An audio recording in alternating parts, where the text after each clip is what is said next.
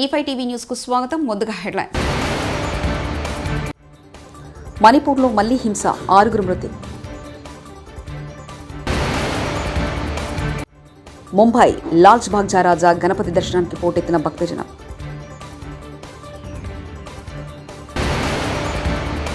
భక్తులను ఆశీర్వదించిన కదిలే వినాయకుడు. వీడియో చూశారా?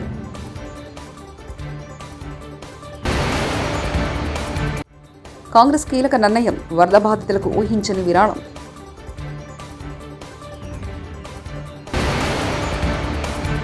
రుణమాఫీ పేరుతో కాంగ్రెస్ వంచన చేస్తుంది, ఎమ్మెల్యే హరీష్ రావు.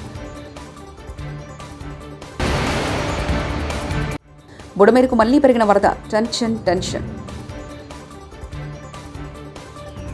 జాతుల ఘర్షణలో కొంతకాలంగా మణిపూర్లో జరుగుతున్న హింసాత్మక ఘటనలకు ఇటీవల తగ్గుముఖం పడుతున్న తరుణంలో మరోసారి హింస చెలరేగింది. జీరీబామ్ జిల్లాలో శనివారం ఉదయం చెలరేగిన హింసాకాండలో 6 మృతి చెందారు. శనివారం నిద్రలోనే ఓ వ్యక్తిని కూకీ సాయుధులు కాల్చి చంపడంతో కూకీ గిరిజనులు మోయితీ సాయుధ గ్రూప్ మధ్య కాల్పులకు తారి తీసినట్లు చెప్తున్నారు.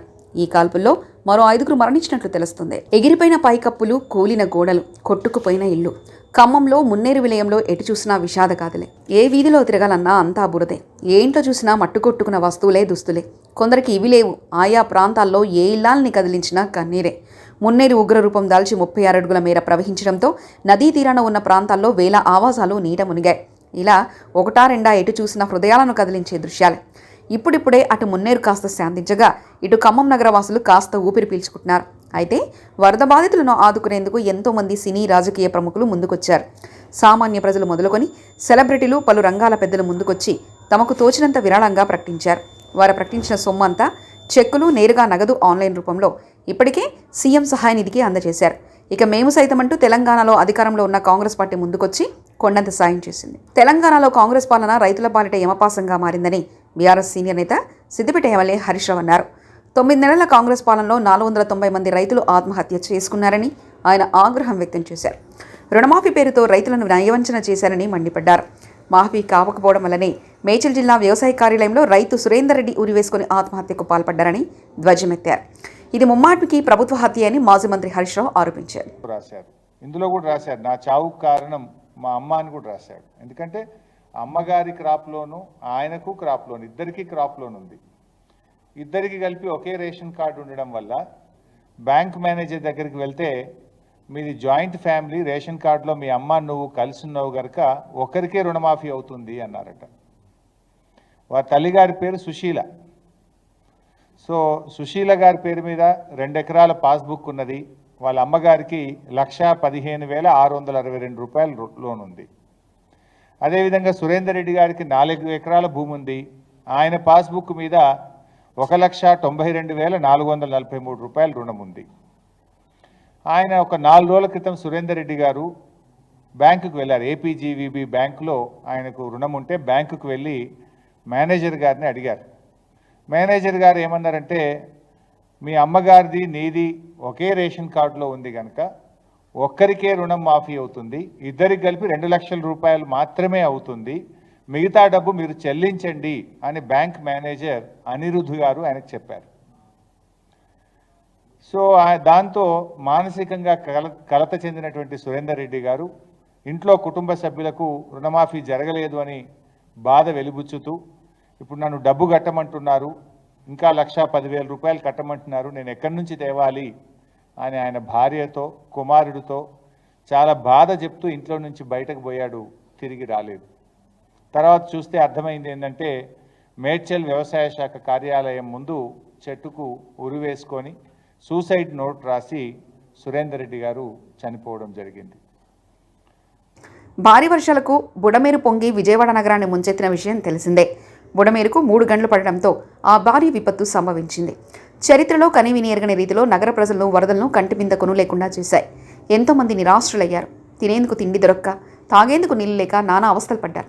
అయితే వరదల సమయంలో గండ్లు పూడ్చేందుకు ఏపీ జలవనరుల శాఖ మంత్రి నిమ్మల రామానాయుడు చేసిన కృషి అందరినీ ఆకట్టుకుంది. ఏకంగా ముఖ్యమంత్రి చంద్రబాబుతో సహా సహచర మంత్రులు, ఎమ్మెల్యేలు ప్రజల నుంచి ఆయనకు అభినందనలు వెల్లువెత్తుతున్నాయి. బెజవాడ వాసులను బుడమేరు ప్రశాంతంగా ఉండనివ్వడం లేదు. విజయవాడ పట్ల బుడమేరు పగ మేరులా మారి పట్టి పీడుస్తుంది. ఒకటా రెండా సుమారు 10 రోజులుగా ప్రజలను ముప్పుతిప్పలు పెడుతుంది. అమ్మయ్య, వానలు వరదలు తగ్గాయి అనుకున్న లోపే మళ్లీ బుడమేరు భయపడుతుంది. దీంతో ప్రాణాలు అరచేతిలో పెట్టుకొని జనాలు బతుకుతున్న పరిస్థితి. కూటమి ప్రభుత్వం ఎంతో కష్టపడి ఆర్మీ సాయంతో బుడమేరు 3 గంటలు పూడ్చేసరికి కాస్త ఊపిరి పీల్చుకున్న నగరవాసులకు గంటల వ్యవధిలోనే మరో షాకింగ్ న్యూస్ వచ్చేసింది. విజయవాడ నగరంలో మళ్లీ వర్షం కురుస్తుంది. దీంతో క్రమక్రమంగా బుడమేరుకు వరద పెరుగుతుంది. దీనితోడు భారీ వర్షాలకు పులివాగు ప్రవాహం కూడా పెరిగింది. పులివాగు దాటికి బుడమేరు మరింత పొంగి ప్రవహిస్తుంది. దీంతో ఇప్పటికే పూడ్చిన 3 గంటలను యుద్ధ ప్రతిపాదికన అధికారులు మరింత ఎత్తు పెంచుతున్నారు. అర్ధరాత్రి దగ్గరుండి ఈ పనులు చేస్తున్నారు. నెల్లూరు జిల్లా కోవూరు మండలం ఇనమడుగు గ్రామంలో యాక్రిలిక్ ముత్యాలతో ఏర్పాటు చేసే కదిలే గణపతి అందరినీ ఆకట్టుకుంటుంది. ఇనమడుగు మిక్స్డ్ కాలనీలో గత 10 సంవత్సరాలుగా ఠాగూర్ టీం వినాయక చవితి వేడుకలను వినూత్నంగా నిర్వహిస్తుంది. ఈ ఏడాది దాదాపు 36,000 ముత్యాలతో 13 అడుగుల ఎత్తులో కదిలే గణపతి విగ్రహాన్ని తయారు చేశారు. వినాయకుని చెయ్యి కళ్ళు కదులుతూ భక్తులను ఆశీర్వదిస్తున్నట్లు విగ్రహాన్ని రూపొందించారు. దాదాపు 1,50,000 ఖర్చు చేసి నెల రోజుల పాటు శ్రమించి ఈ విగ్రహాన్ని తయారు చేశారు.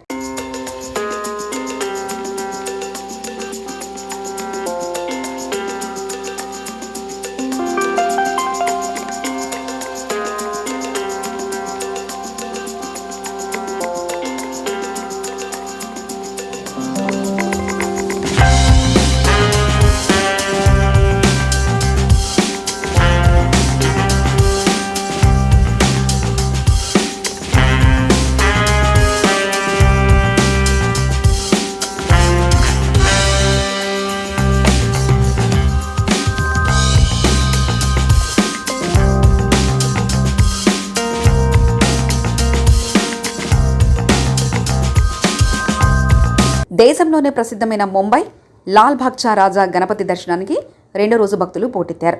వేల సంఖ్యలో వచ్చిన భక్తులు గంటల తరబడి క్యూలో నిలబడి గణనాథుని దర్శించుకున్నారు.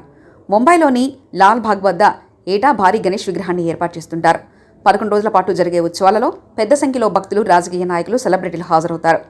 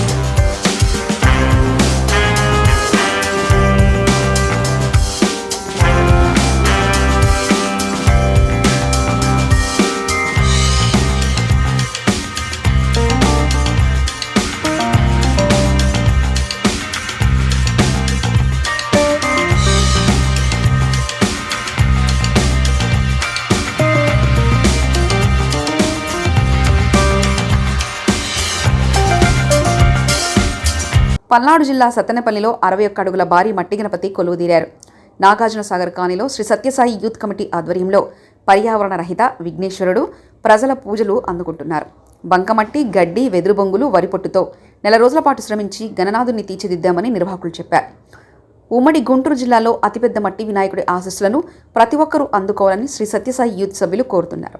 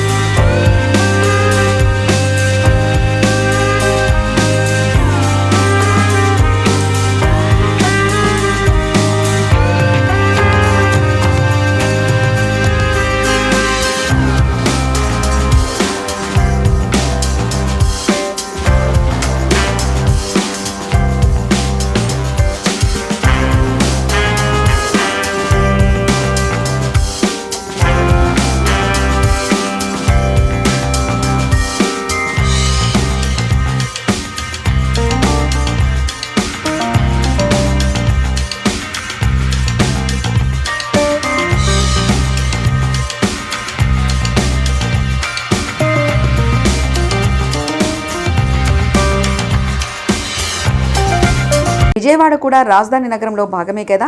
అయినా విజయవాడ మీద ఎందుకంత కక్ష చంద్రబాబు? విజయవాడ నగరంలో కూటమి ప్రభుత్వం నిర్లక్ష్యమే పెనువిపత్తికి కారణమని ఈరోజు ఈనాడు పేటర్లో 14 పేజీల్లో చాలా పెద్ద ఆర్టికల్ కూడా రాశారు. ఇది టీడీపీ కూటమి ప్రభుత్వం సృష్టించిన నిశ్శబ్ద మరణహోమం. బుడమేరును కృష్ణమ్మతో కలవనీయకుండా అడ్డుపడిందెవరు? బుడమేరుకు వచ్చిన వరదను పశ్చిమ బంగాళాఖాతంలో కలవనీయకుండా అడ్డుపడి బెజవాడను ముంచిందెవరు? ఈ ముంపు రాజకీయం ఎవరి కోసం, ఎవరి ప్రయోజనాల కోసం, ఎవరి లబ్ధి కోసం? వీటికన్నిటికీ చంద్రబాబు సమాధానం చెప్పాలని పోతిన మహేష్ వైఎస్ఆర్సీపీ నేత అన్నారు. ఎవరి ప్రయోజనాల కోసం ఇదంతా చేస్తున్నారో చెప్పాలని మేము ముఖ్యమంత్రి చంద్రబాబు నాయుడు గారిని ప్రశ్నిస్తా ఉన్నాం. ఎందుకు విజయవాడ నగరాన్ని బలిపశువు చేశారు? విజయవాడ నగరంలో గతంలో ఎన్నడూ కూడా ఇలాంటి విపత్తు చూడలేదే. వర్ణదేవుడికి మా మీద ఎప్పుడు ఇంత కోపం కలగలేదే. అమ్మవారి దయతో ఎప్పుడు ఆనందంగానే ఉన్నాం. కానీ మీకు మా మీద అంత కోపం ఎందుకు, అంత కక్ష ఎందుకు? చంద్రబాబు నాయుడు గారు, మీరు ఖచ్చితంగా ముఖ్యమంత్రి హోదాలో మాకు సమాధానం చెప్పాలి. విజయవాడ నగర చరిత్రకి ఎవరైనా సరే వలస వచ్చిన చరిత్రే. విజయవాడ నగరంలో అందరినీ అమ్మవారు ఒకేలాగా చూసింది, ఒకేలాగా వారందరినీ కూడా ప్రేమించింది. అందుకనే విజయవాడ నగరానికి వలస వచ్చామన్నటువంటి భావన పోయి స్థిర నివాసాలు ఏర్పాటు చేసుకున్నారు. దశాబ్దాల తరబడి ఇక్కడే ఉండిపోయారు. కానీ ఈ రోజున సొంతూరును గుర్తు తెచ్చుకొని విజయవాడ నగరం నుంచి వలసలు ఇతర ప్రాంతాలకి, వాళ్ళ స్వస్థలాలకి వెళ్ళిపోతున్నారంటే ఈ ఘోర సంఘటనని మేము చూడలేకపోతా ఉన్నాం. మా బాధని వ్యక్తం చెయ్యలేకపోతా ఉన్నాం. ఎందుకు ఇంత దుర్మార్గం చేశారు? దీనికి కూడా మీరు సమాధానం చెప్పాలి. మేము చేసిన తప్పేంటి? విజయవాడ నగర ప్రజలు చేసిన తప్పేంటి?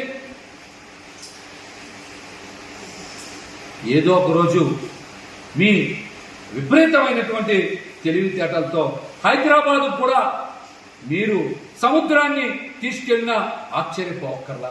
ఎందుకంటే మీకు తోడొచ్చేటువంటి యోధులైన నాయకులు ఉన్నారు. వాళ్ళకి ఆర్టిఫిషియల్ ఇంటెలిజెన్స్ టెక్నాలజీ మీద కూడా బాగా పట్టుంది. అట్లాంటి నాయకుల మద్దతు ఉన్న మీరు ఖచ్చితంగా ఏదో ఒక రోజు హైదరాబాద్కి సముద్రాన్ని కూడా ఖచ్చితంగా తీసుకెళ్లేటువంటి సమర్థత ఉందని నేనే. హైడ్రా అధికారులకు లక్షల లంచాలు ఇచ్చామంటున్న మహిళ చెప్తున్నారు. ఇప్పుడు ఏంటో మాకు తెలియదు. మేము కోర్టుకి వెళ్ళాం కదండి. కోర్టు ఆర్డర్ ఉంది కదా, రీకౌంట్ సర్వే చేయమన్నారు. చేశాక మీరు కోలుగొట్టండి, మేము కాదంటం లేదు కదా. ఏమి కనీసం నోటీస్ కూడా ఇవ్వలేదు. కనీసం మా పేపర్ కూడా ఎవడు ఇక్కడ చూసిన దిక్కు లేదు. రెవెన్యూ అధికారులకు ఇచ్చారా మేడం? ఎవరు? అందరికి జీహెచ్ఎంసీ నుంచి రెవెన్యూ అధికారులకు కూడా ఇచ్చాం. అక్కడ సీసీ కెమెరాలోకి వెళ్తే మేము వచ్చామా లేదా అన్నీ తెలుస్తుంది. తీయండి. ఎంత ఇచ్చారు మేడం? చూడండి, వాళ్ళకి రమ్మనమనండి. మా ఎదుట నిల్చుంటే మేము ఎంత ఇచ్చామో ఏంటో అన్నీ తెలుస్తుంది. మణిపూర్లో మళ్లీ హింస, 6 మృతి. ముంబై లాల్చ్ బాగ్ రాజా గణపతి దర్శనానికి పోటెత్తిన భక్తజనం.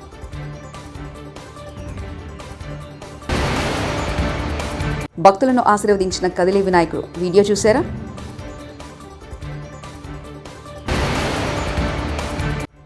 కాంగ్రెస్ కీలక నిర్ణయం, వరద బాధితులకు ఊహించని విరాళం.